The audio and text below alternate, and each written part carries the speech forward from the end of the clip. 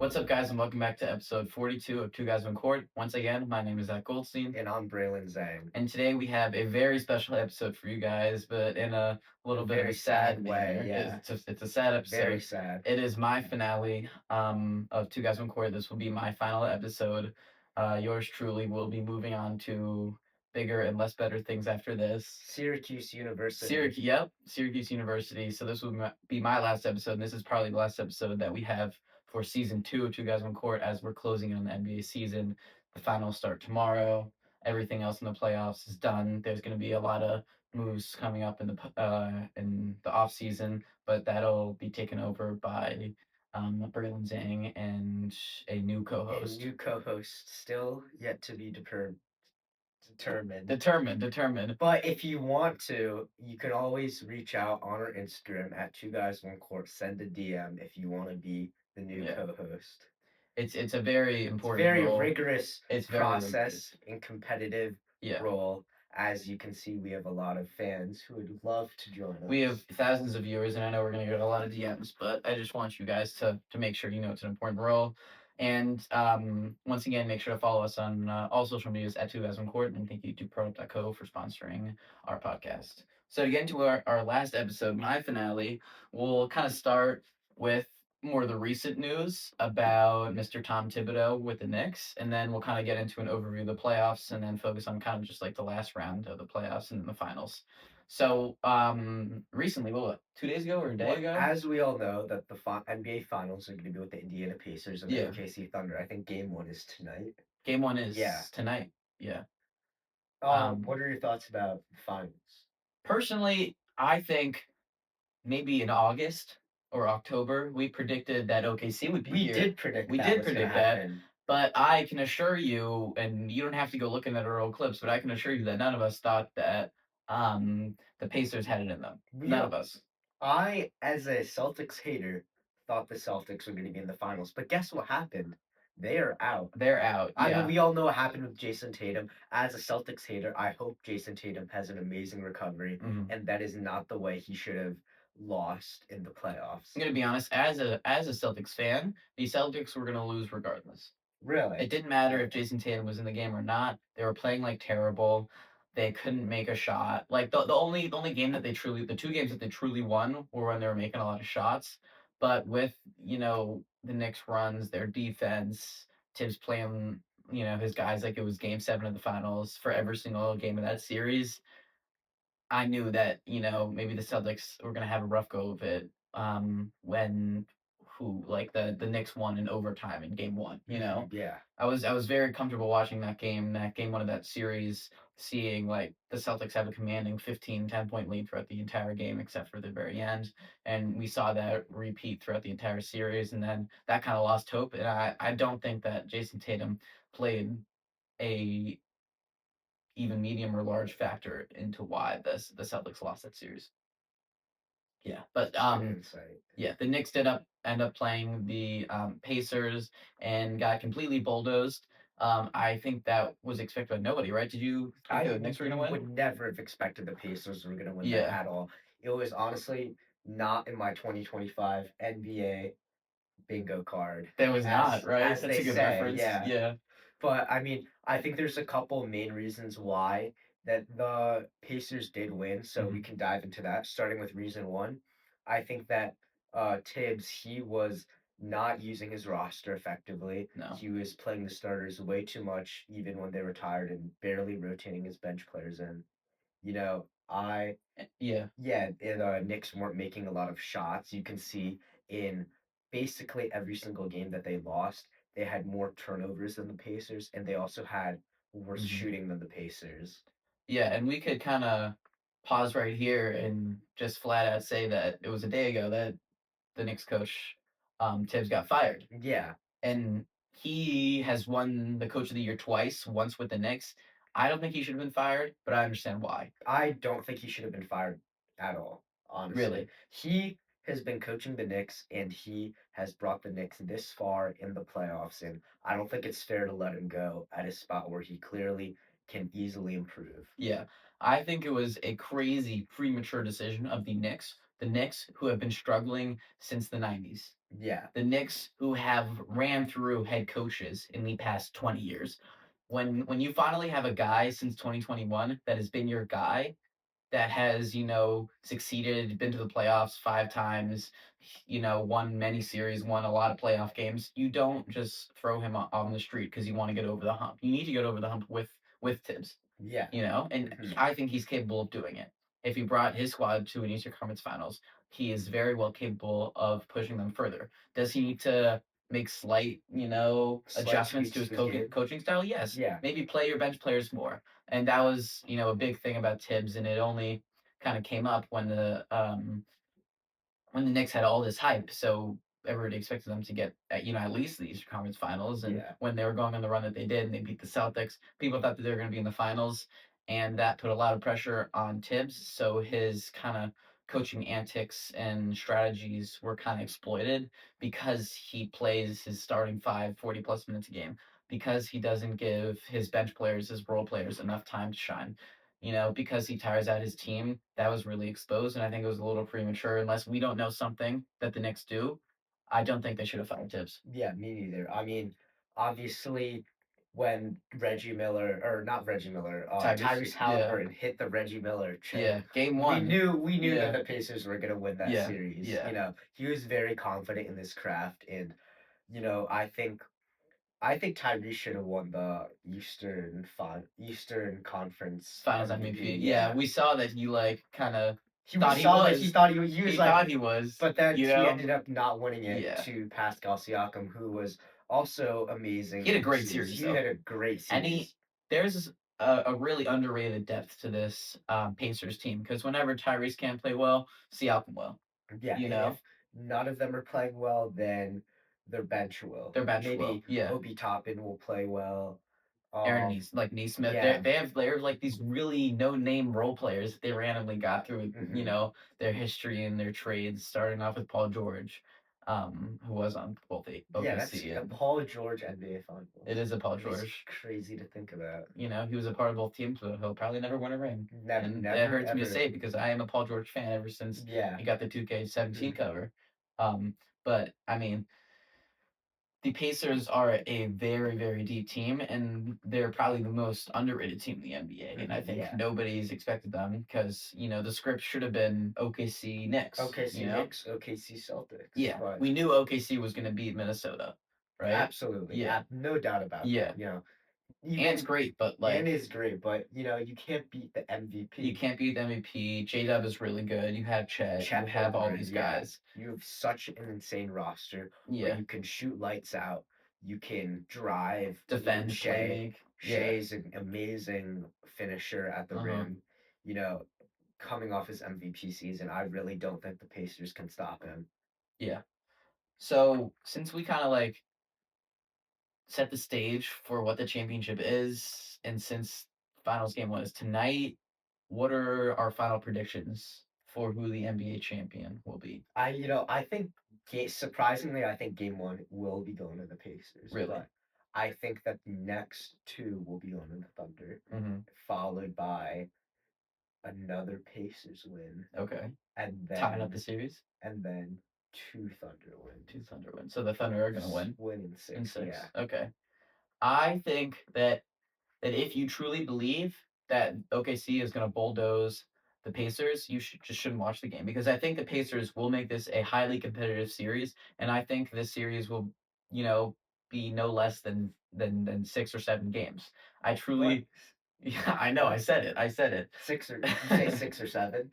Yeah, I said it, but I honestly believe that the Pacers they've proved us wrong for their past 3 series. First, what was it? It was against Milwaukee, who honestly had no future, right? Yeah. Then it was Then against it was the The Cavs. The Cavs, and then the Cavs, Knicks. yeah. By the way, the Cavs, best record in the NBA, Out. out just like Florida. that, I mean, just like that. I said it from the beginning. I even when the Cavs had a 10 win streak, I Yeah, said that they would not make the finals. they didn't just have like a 10 win, like they had They had like like a a 12 or like no they, regular season. It got up there. yeah, they had It a got really up crazy win there. streak. But I Yeah, knew deep down from the start that the Cavs would not make it to the finals because they don't have the roster and the team skills to be able to perform that well in the playoffs They against these don't, yeah. competitive teams. They don't have a lot of experience in deep playoff runs ever since the LeBron era Yeah. ended. They've been in a rebuild area, and they do have a solid team, but, I mean, there were games where Evan Mobley or Donovan Mitchell just weren't themselves, and I think that clutch factor was non-existent, Yeah, definitely. and, that kinda led to their demise I there. also did think a huge surprise factor in the Pacers also contributed a lot to their wins.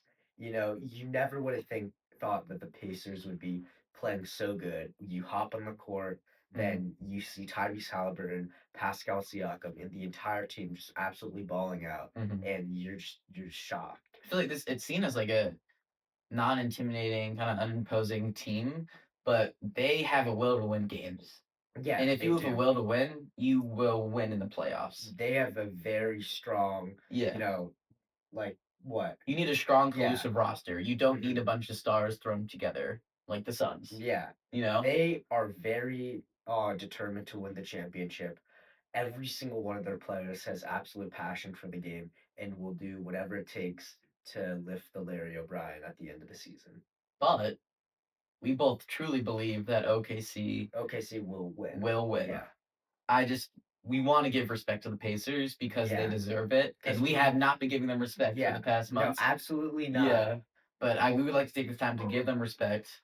You know, we are respecting their team, but I think they'll make it a very, very difficult series for OKC, but OKC will eventually prevail Yeah. because you just can't stop Shea.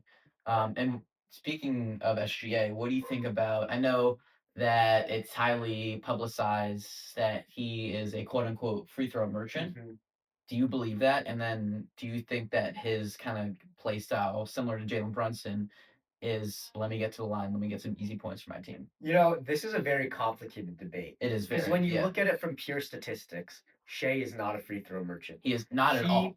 Not even close. he leads the league in drives per game. Yeah. I know that for a fact. He Mhm. also is very low among free throws attempted for each of the MVPs dating back each year. He is Yeah. not on the top 10 for that list. He's very in the bottom, actually. Superstars like LeBron, KD, Steph had so many more free Yeah. throws in the playoffs than he did.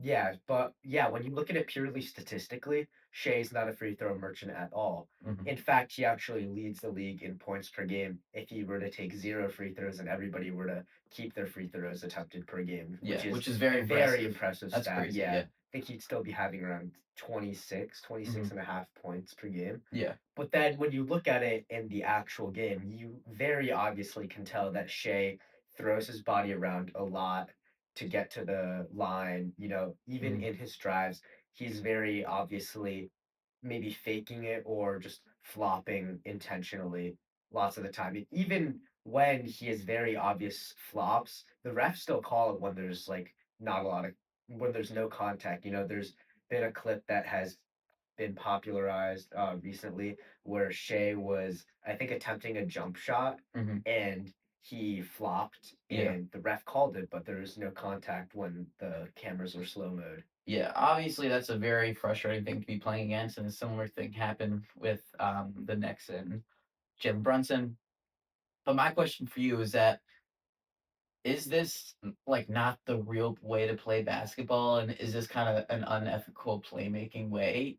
But I'd also like to add that like if he's getting the calls, why should he stop? Yeah, you don't fix what's the saying? Don't fix something that That's not no, broken. yeah, don't fix something that's not broken. Don't hate the Exactly. player, hate the game. Exactly. I think it's not that Shay is the villain, it's that the rules allow him to be the villain, Yeah, you exactly. know? I don't think it's entertaining to watch, No. Which is but probably not good for the game. I mean, if it wins you games, it wins you If games. yeah, if No it gets amount you a of championship, you're not gonna say, "Oh, it was because of free throw," you know? yeah, no If amount he's of getting the hate, calls, he's getting the no calls. amount of hate is gonna stop a win.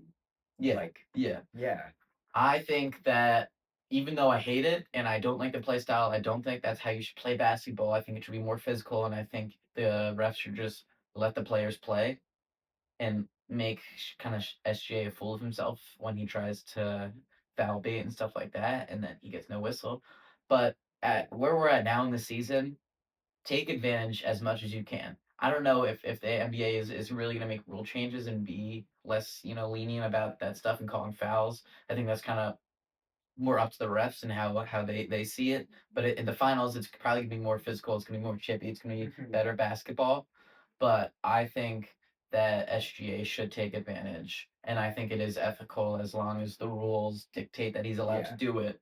That he should be baiting as many players as he can to get easy points. Because after all, like free throws, everybody shoots above 70%. Yeah. You Unless know, if you're like what DeAndre Jordan unless if you're DeAndre Jordan or Mitchell Robinson, or Shaq. yeah, you're going to be making those free throws. And if that's better than having a contested three, then that's better. And I say take advantage of it and use them as much as you can. But the OKC team isn't just all about SGA. No, it is They have a about lot of great their role players. incredible roster. Yeah, I would love to see Alex Caruso with a yeah. ring on his finger. He's the unk of the team. He He's is like, how old he's is he? such a good defender, In and his 30s, yeah, late 30s but maybe. it flies under the radar how good of Yes, a defender he is he's because crazy. defense isn't really capped by stats. You have Hmm. blocks, you have steals, Yeah. but pure defense is what Alex Caruso does. He Hmm. locks on the defender, he gets pokes, he hustles, and Yeah. he's overall such a great player. And I don't think anyone can hate on him. Yeah.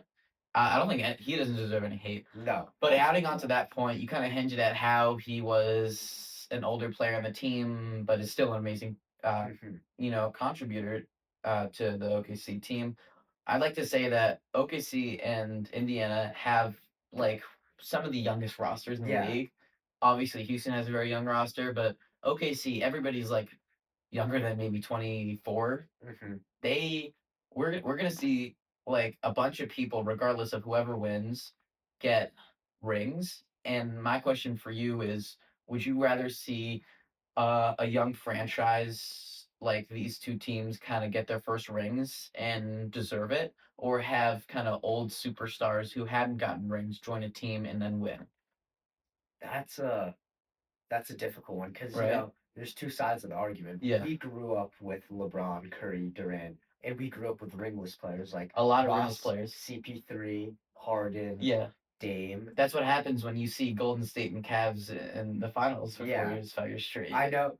And then you have the young teams, Yeah. young teams full of talent, athleticism. They're new to the game.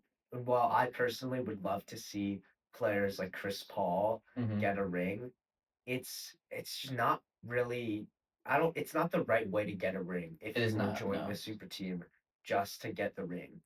And at face value, it's just a ring, but it's gonna probably be a lot more meaningful if you put a lot of hard work into Yeah, that. If you were with this organization for many years, if you cultivated a culture, even if you weren't on the court for many minutes a game, you were still being a big factor in the locker room. You were, talking, helping coach younger players.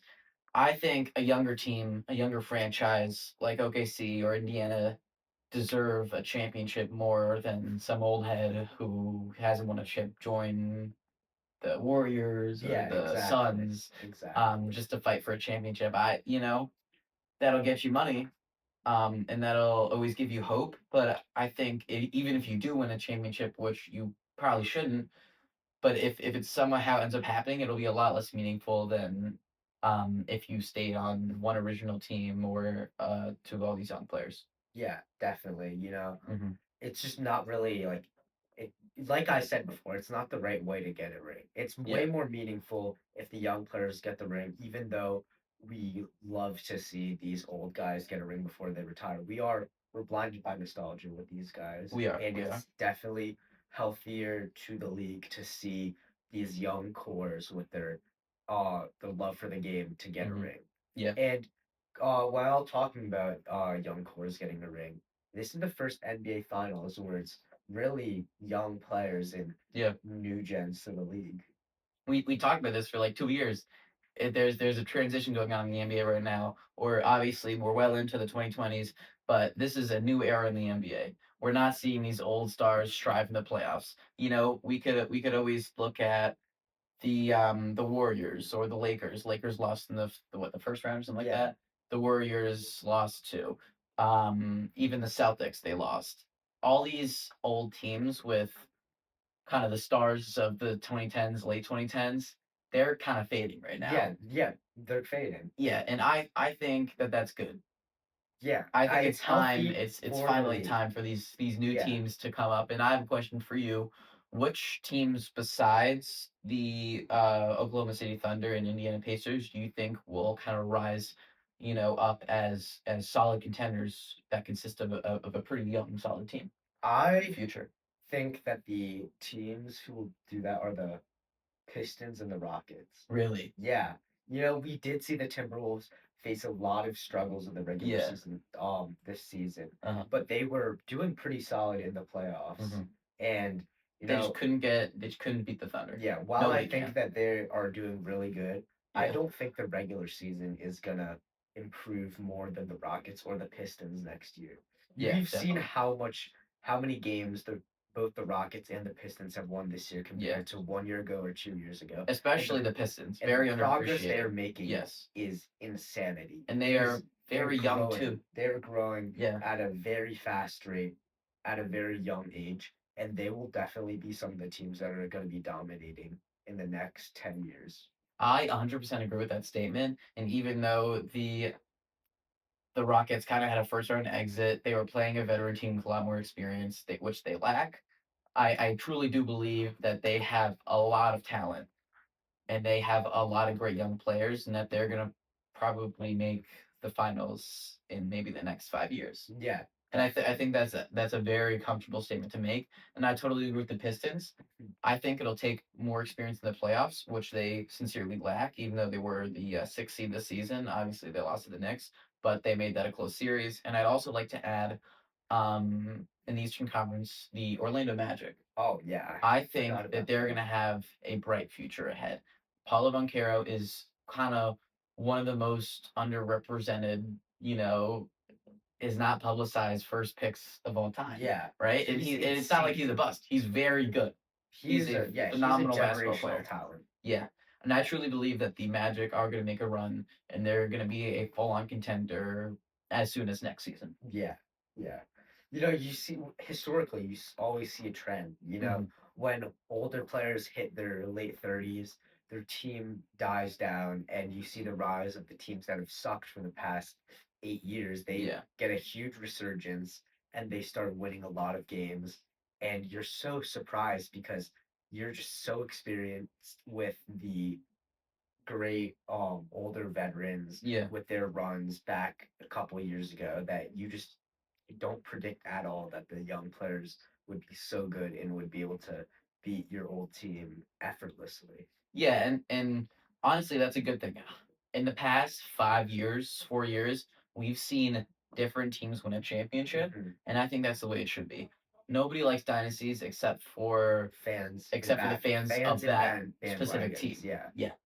I don't think dynasties are good for the sport, even though it's how these players like Jordan, Kobe, Shaq, LeBron rack up these Mhm. championships. It's not, it's not entertaining basketball. Yeah. Because if you're like if you're the Celtics in 2015 to 2018, you're always going to lose to the Cavs, and you're always going to see the Cavs playing the Warriors in the Mhm. championship. That's where the NBA became super predictable. But I think in the past 4 or 5 years, we've been seeing great strides where a lot of individual teams have been winning championships, and there's been no run. And I think that kind of adds to the added competitiveness, and we're seeing that in the Western Conference and starting to see it in the Eastern Conference. But I think that's very good for the sport. Okay. Talking about that, I want to Hmm. ask you a question, Zach. Yeah. So we haven't seen a repeat championship since 2017 and 2018, Yeah. right? Hmm.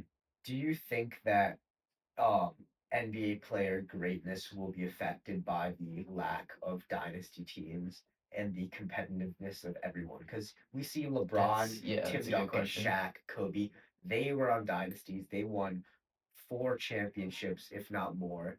And that is what cements them as a great player. But now you see players like Jokic, Giannis, what other people, Shea, they may have Hmm. a ring or soon to have a ring, but you really don't see them getting another, right? Like you don't see the Yeah. Bucks making it to the playoffs or making it to the finals soon. I don't think Giannis You is don't gonna win see the another ring. Nuggets Yeah. making it to the finals soon. Like yeah, how do you think greatness will be affected by the competitiveness of young players and young teams? I think this is something only that young fans can conceptualize because I know a bunch of old head people are gonna say, "Oh, Tim Duncan was amazing," and he was. He won 5 championships, but these players played in a time where the NBA was far less competitive and where the great teams were great and the mid tier teams and the low tier teams were even worse. Yeah, We're getting to a stage where there's an abundance of competitive NBA teams, and I think in the future, and if we're seeing trends like this in the next 10 to 15 years, I hate to say it, but you're gonna have to start devaluing a championship yeah, because how you lead a team, your record, but most importantly, your statistics are gonna weigh a lot more hmm, because in the end they're gonna show more because it's just going to be a lot more competitive and the game's only going to get more skilled and more talented and there's going to be a lot more thought behind it, hmm, and that's going to make it 10 times harder in the future to win a championship and to start a dynasty. I think we're going to see a lot of one and done teams winning a championship, and I think it's like those teams that always make it far and have a couple championships that you're going to see the superstars of this next hmm. generation kind of emerge. Yeah. And talking about that, I don't think we should devalue championships. Hmm. I think we should add an asterisk to them. Yeah. Because when you think about it, I'd say Dirk's 2011 championship is worth much more than, say, some other championships where it's not worth as Yeah. much. When you put it this way, I'd say like the whoever wins the Thunder Pacers championship, I think their ring will be worth more than maybe two of a very old guy's rings in Yeah. the future. I think it's very important to consider the value and the context of each NBA championship in terms of greatness than just looking at all the stats on paper. I think that's a great point because there are many championships where one team completely deserves that ring and the other team doesn't.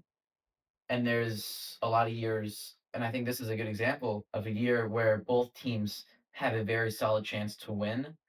Maybe this year isn't the best example, but where both teams kind of truly deserve a chunk of that ring. Uh-huh. They deserve a little piece of that championship because if it were against a less great team, they would win. Hmm. And I think it's really important to contextualize and put every superstars and teams championships into perspective, see how the league was at that time, compare it to other championships and how it is now, and then see how difficult their run was to get that ring and how difficult their opponent was because some rings are easier than others. And Yeah, I think absolutely. that's pretty obvious. And I think it's those rings where both teams deserve it, but one team comes on top where that means a lot more than Hmm. the Michael Jordan bulldozing the Trailblazers in the Yeah, finals. definitely. It's where that team deserved it and the other team truly did not, but they were still awarded a spot in the finals. Yeah. Hmm. Mm. Which Speaking of what the future NBA will look like, not just in the next season, but towards closing this decade, what teams do you think are going to have a full kind of rebuild because they have a lot of veterans, and what do you think they should do um, in kind of the next coming years? Okay, obviously the Warriors are going to be one Definitely. of them. Yeah. Let me think. The I Warriors, think the the Suns, Clippers, the Clippers. Yeah. Suns, Clippers, Yeah. Warriors. I would have said Lakers before the Luka Luka Doncic trade. Yeah. trade, but they're fine for the rest of Yeah. the decade. Yeah. Um, who else are we thinking? Hmm. Um, I think that's like those are the main three. Milwaukee could be Milwaukee, considered in a yeah, couple because of years. Damian Yeah. Lillard and Giannis is definitely going to be out of his prime Yeah. by the end of the decade. So my question to you is if you're a GM, you have a bunch of aging superstars on your team and your role players are not amazing. You maybe have some draft picks, but not a ton. What do you do as a franchise? Do you wait it out and wait to rebuild? Do you start working when you know your team's not going to go anywhere, even though you have a lot of aging stars, but they're not good enough? What would you do as a GM if you were the GM of like say the Suns or the Warriors Oh, or a team like absolutely. that? I'm shipping all the old players off for Hmm. draft picks Hmm. or rising talents Yeah. because the NBA is a business. It's Yeah. not. It's not like you're not bonded. While you may be bonded with your players, Yeah. it's we're making money The here. GM You doesn't can't. care. The Yeah, coaches the care. coaches care. The GM doesn't care Players about care. Yeah, how close you are and the bond you formed over the past 3 years. definitely. I'm shipping them off for draft picks and a young talent, especially because when you're bad for a couple years and you acquire such an insane player, you Hmm. could build around them. You It is can. not absolutely horrible to go all in to try and go for a championship push on an old head. Because when has that ever worked? When has an old head been uh It's only theoretical. yeah, It when is only has theoretical. an old You're head gotten a looking whole new team? never, Yeah, when never. has an You're old head looking gotten at a on whole new paper. team and won a championship off that? That has never happened. You're just seeing the all stars on paper, and you realize they just can't compete with these younger, more athletic, more deep teams. And what I want to add to your point and ask how you maybe alter it is do you think there's going to be the same demand for those, veteran players that used to be amazing? Like No. how much could you get for them? Because you're gonna end up on paper losing that trade every time, but I think you have to make that move. Yeah. You know? No team's gonna resist a veteran player, but Hmm. no team's gonna be actively looking out for them. You That's know, fair. Yeah. you have to pay them a lot of money Yeah. because they are so used to be getting such a big bag from when they were in their prime. So you have to offer them a lot of money just to Hmm. not get a lot of years worth of work. And you also have to treat them like an old superstar. You can't just magically bench them and treat them like like a 10th man because Yeah. they'll definitely get mad. I'm sure they have a pretty big ego. Yeah. I don't know how easy it will be for guys like Bradley Beal, or Jimmy Butler to take that small of a role in these next couple of years. And obviously, it makes sense because you were the star of your Yeah. team for so many years, maybe a decade. But it's kind of time where these players need to take a step back. And for some, Yeah. it's going to be hard to realize that. But I think I do agree with your point. You got to trade them for whatever they're worth and get picks in return. Yeah. No players. Yeah. Absolutely. And I think, like you said before, we'll see a recycling of these teams in maybe 8 years. hmm You know? And just for an example, when the Thunder were coming off of Paul George's almost MVP season, this Yeah. isn't the most accurate example because Paul George was in his Solid. prime Yeah. in the one of the best players in the world at the time. But they shipped Paul George off to Los Angeles for Shea and a bunch of draft picks, which brought them to the NBA Yeah. Finals. One of them And was Jalen Williams. while that's not the most accurate um analogy to my argument, It was a it's very a lucky. very it's a very true. Yeah. Yeah, they Yeah. didn't make it to the finals with Paul George, but they made it to the finals with Shea. It's definitely worth it for a team to be bad for a couple years and to ship off one of their players in order to get so much in return. Yeah. Because a team would much rather develop a core that has great chemistry like the Pacers or like OKC than get a bunch of stars and chase a ring right now, knowing that your team's gonna blow up the next season. Yeah. I think that's a lot more impactful. And even though that OKC example was very fortunate for the team because you hmm never know how a pick's gonna turn out. Doesn't matter how much film you watch or what they do in college or overseas. You never know what a pick's gonna be like. So it's kind of putting it up to luck there. But that was a very quick turnaround. But teams like the Milwaukee Bucks, like Golden State in a couple of years, obviously you got to ride the Steph Curry wave for a little bit. hmm But Suns, Clippers, they got to be thinking about this, and I'm sure they are. But they got to be tallying up these draft picks because it's much better to spend no money on a draft pick hmm and start developing a really good roster than kind of get all these old players and see what they can do together. Yeah, definitely. Hmm. So I think that wraps up our final episode Final of the season. episode. Yep, this is my goodbye to Two Guys One Court. I just like to say it's been an amazing journey to all the millions of fans watching at home. I had a great time doing this. And if you want to become the new co-host, just DM Braylon on Two Guys One Court. Yeah. Yeah, but thank you for watching.